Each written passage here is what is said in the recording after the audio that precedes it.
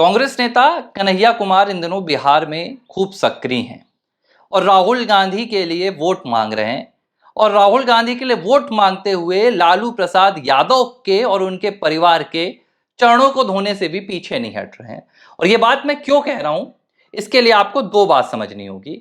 कुछ दिनों पहले कन्हैया कुमार का एक मीडिया इंटरव्यू आया था और इस मीडिया इंटरव्यू में कन्हैया कुमार ने लालू प्रसाद यादव की तुलना भ्रष्टाचार के आरोप में, भ्रष्टाचार के दोष में जेल की सजा भुगत रहे, चारा घोटाले की सजा भुगत रहे लालू प्रसाद यादव की तुलना देश के सपूत भगत सिंह से की थी। और कन्हैया कुमार ने तो यह तक कह दिया था कि भाई भगत सिंह के खिलाफ भी अदालत ने फैसला सुनाया था, इसी तरह लालू प्रसाद यादव के खिलाफ भी अदालत ने फैसला सुनाया। लेकिन इसका मतलब यह नहीं हो जाता कि लालू प्रसाद यादव भ्रष्टाचारी हैं। कन्हैया कुमार ने लालू प्रसाद यादव की खूब वकालत की थी। और क्यों कर रहे थे वकालत, ये बात किसी से छिपी नहीं है कि भाई कन्हैया कुमार को पता है कि अगर बिहार में विपक्ष सत्ता में आता है तो वो सिर्फ आरजेडी की बदौलत आ सकता है, क्योंकि कांग्रेस पार्टी का कोई आधार नहीं है। और कन्हैया कुमार इस जुगत में लगे हुए हैं कि अगर भूले से भी बिहार में आरजेडी के हाथों में सत्ता आती है तो कांग्रेस पार्टी से मुझे आरजेडी में पाला पलटने में बहुत देर नहीं लगेगी। ये बात वो जानते हैं और इसके लिए ही वे राहुल गांधी से ज्यादा आरजेडी नेताओं की और लालू प्रसाद यादव की जो भक्ति है उसमें डूबे हुए हैं। अब एक और बयान आया है और यह बयान भी एक मीडिया इंटरव्यू के दौरान आया।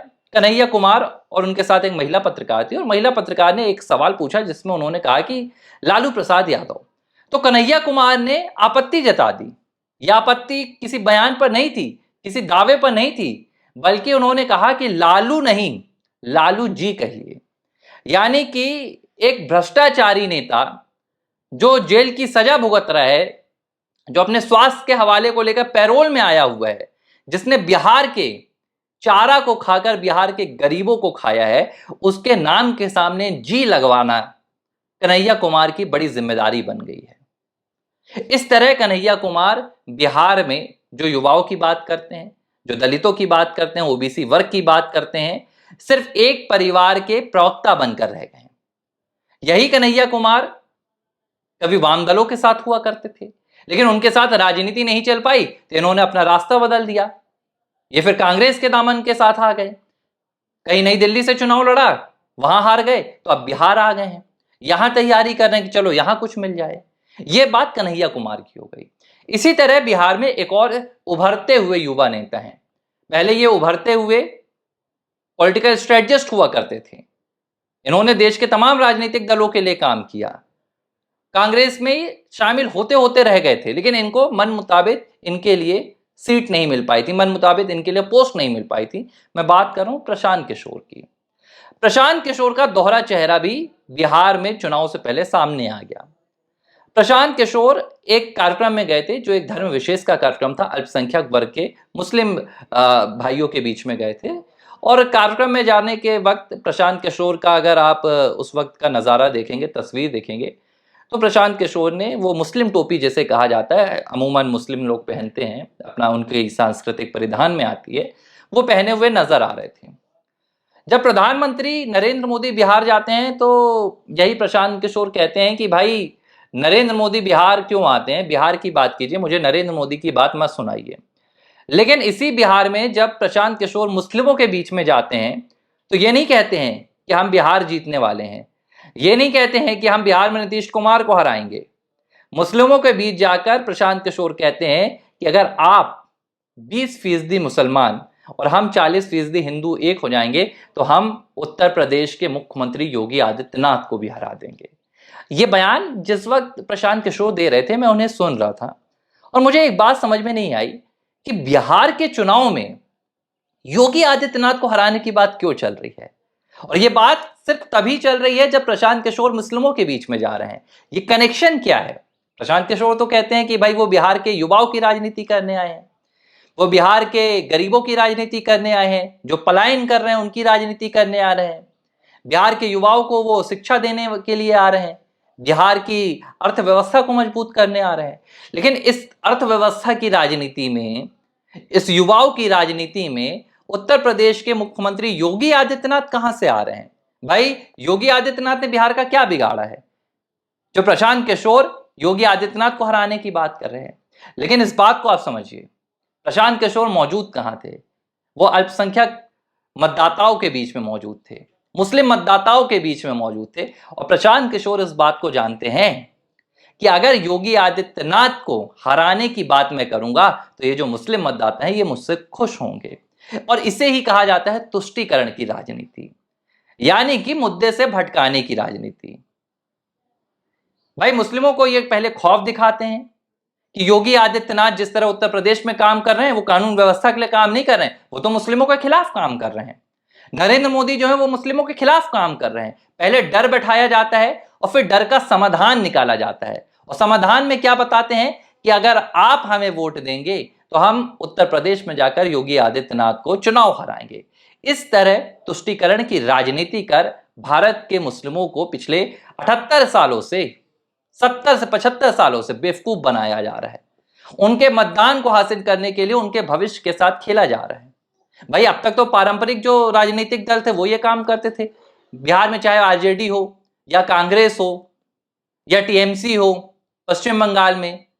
लेकिन अब क्या हो रहा है, जो नई नई पार्टियां उभर रही हैं, जन स्वराज के जो नेता हैं प्रशांत किशोर, वो भी तुष्टीकरण की राजनीति में खुद को पूरी तरह से रंग चुके हैं।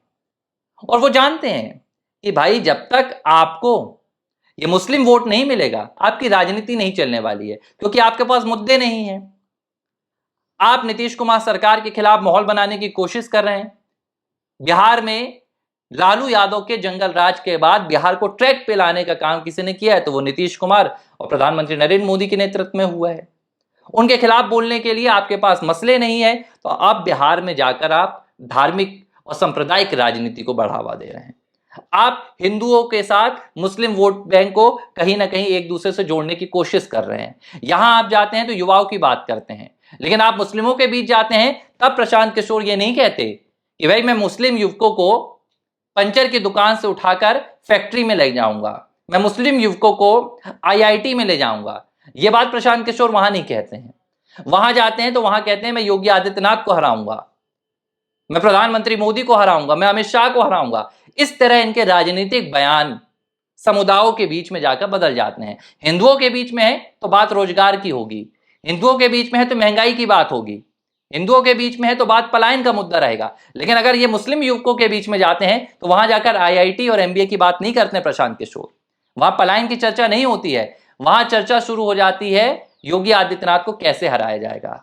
और इस तरह पूरे बिहार में तुष्टीकरण की राजनीति चल रही है। इस तरह पूरे बिहार में जो अल्पसंख्यक मतदाता है उसको तमाम राजनीतिक दल विपक्ष के अपने अपने तरीके से कहीं ना कहीं अपने राजनीतिक मंसूबों को पूरा करने के लिए मोड़ने की कोशिश कर रहे हैं। जबकि सच ये है कि 2014 से जब से केंद्र में प्रधानमंत्री नरेंद्र मोदी की सरकार बनी, सरकार की ऐसी कोई योजना आज तक नहीं आई जो मुस्लिम विरोधी हो। सरकार का कोई फैसला आज तक नहीं आया जो किसी एक धर्म के विरोधी में हो। जबकि 2014 से पहले विपक्ष ने यही पूरी बातें की थी कि भाई मोदी सरकार आई तो ऐसा फैसला आएगा, मुस्लिमों को जीना बेकार हो जाएगा, मुस्लिमों के खिलाफ योजनाएं लाई जाएंगी। लेकिन ऐसा कुछ भी नहीं हुआ। हाल ही में मैं आपको एक बयान याद दिला रहा हूं। राष्ट्रीय स्वयंसेवक संघ के मुखिया हैं मोहन भागवत, और उन्होंने दिल्ली में विज्ञान भवन में एक बयान दिया था चर्चा के दौरान। और उन्होंने कहा था कि देश में जो तमाम आक्रांताओं के नाम पर सड़कों के नाम है हम उसको बदलने के लिए सरकार से बात करेंगे। तो उन्होंने कहा कि आप ताली मत बजाइए, मैंने ये नहीं कहा कि हम मुस्लिमों के नाम को अलग करेंगे, हम आक्रांताओं के नाम को बदलेंगे। उन्होंने खुलकर कहा कि भाई इस देश में अब्दुल हमीद का भी योगदान है, इस देश में एपीजे अब्दुल कलाम का भी योगदान है, मौलाना अबुल कलाम का भी योगदान है। हम उनके खिलाफ नहीं है, लेकिन जो इस देश में आक्रांता के तौर पर आए हैं, फिर वो बाबर हो फिर वो अकबर हो, हम इनके नाम पर सड़कों का समर्थन नहीं करते हैं। उन्होंने तो यह तक कह दिया कि भाई हम अब किसी भी मंदिर के लिए भी आंदोलन नहीं करेंगे। लेकिन हां, अगर मुस्लिम भाई चाहते हैं कि भाई देश में जितने आपके धार्मिक स्थल हैं वो आपके पास रहे, लेकिन अगर दो काशी और मथुरा, अगर आप उस पर कोई विवाद नहीं चाहते हैं तो आप सामने से आकर उसे लौटा दें। राष्ट्रीय स्वयंसेवक संघ भी इस तरह की बातें कर रहा है, लेकिन ये तमाम राजनीतिक दल जाकर मुस्लिमों का उपयोग कर रहे हैं। मुस्लिमों को इस ओर भड़काया जा रहा है कि भैया आपके लिए ये जो भारतीय जनता पार्टी है, चाहे फिर वो नरेंद्र मोदी हों, चाहे वो सीएम योगी हों, अमित शाह हों, ये आपके खिलाफ काम कर रहे हैं और आपको बचाने का काम कोई कर सकता है तो वो सिर्फ हम कर सकते हैं। और यही है बिहार में चल रही तुष्टीकरण की राजनीति। तो एक तरफ भ्रष्टाचारियों के सामने जी लगाने की कवायद, तो दूसरी तरफ मुस्लिमों के बीच में डर पैदा करने का काम। एक तरफ कन्हैया कुमार और दूसरी तरफ प्रशांत किशोर, ये है वो युवा नेता जो फिलहाल बिहार में युवाओं का भविष्य सुधारने के बड़े बड़े दावे कर रहे हैं। लेकिन हकीकत क्या है, ये पूरे देश की जनता अब समझने लगी है। एबीसी हिंदी न्यूज, आज ही जुड़िए हर खबर के साथ।